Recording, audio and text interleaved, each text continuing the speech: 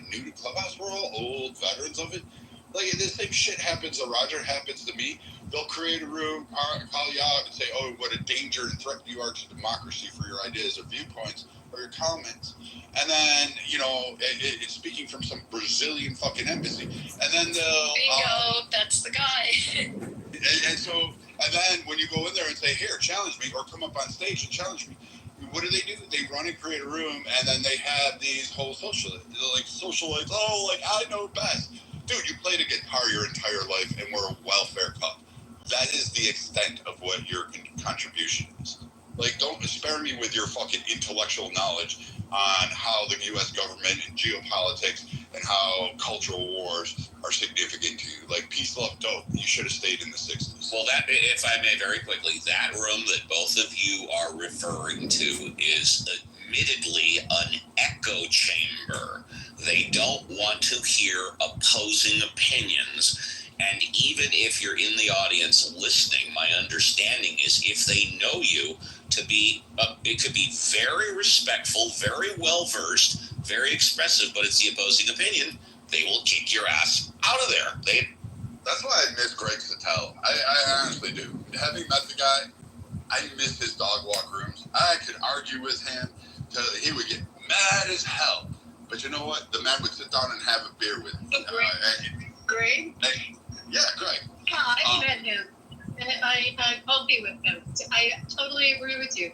You can sit down and talk with him. Yeah, I love the I love the man. I still consider him a friend today. If he called me up and said, hey, I need you here, I'd show up. I'd be ready to rock and roll. So here's the difference with Greg and those people, because he agrees with them on like probably 98% of the issues. The difference is he also, as a first principle, is a heterodox thinker, and he will allow room for you to disagree. And so he was, I don't know if you guys remember, they tried canceling him and went into this big old thing about how he was such a bad guy and a misogynist and this and that and the other thing.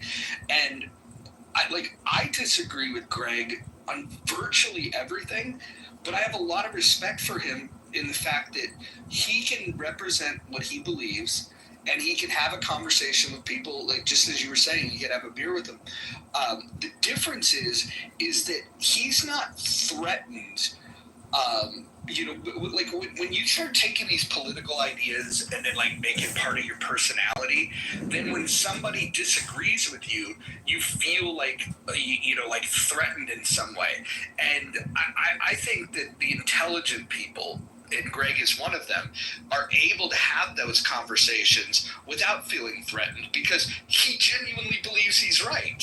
He genuinely believes that his ideas are best, and so he's willing to listen to yours, and he'll try to convince you of where you're wrong, and have those conversations. The others, they don't want to have that conversation, and they don't want to have that conversation because they just don't have the depth. And so that's the thing. When they try to dismiss you like that, they just don't have depth. Well, it's similar to there's a couple other rooms that are run, like the one that has Alzheimer's Thinking Forum. That one is again, it's just a collection of people, and not all of them, but it's like any amount of disagreement is immediately condemned and shot down, and it's like it turns into a whole rally. And like Greg, you're right. He would allow an argument, but he would believe he's right. But I also have watched Greg concede that he's been wrong, which is really great. I've been wrong many times, but Greg has also conceded on that front, and it was respectable. And again, I can admire somebody. You can come from a different lens. Like, we're good. We can still have a beer and still watch the kids play together and have a great time. But I don't know. Some of these other rooms, it's just I don't know where to go. Like, I gave up doing political rooms for a reason, Roger, because it was just, everything Trump bad. Nothing in this country was ever really discussed at a high level. And then it just kind of got boring. I mean, yeah. The irony with Greg is that when we met, we're like from kind of the same neighborhood, grew up very similarly. We have like 1 million people in common. Like we're basically, it's not that we were so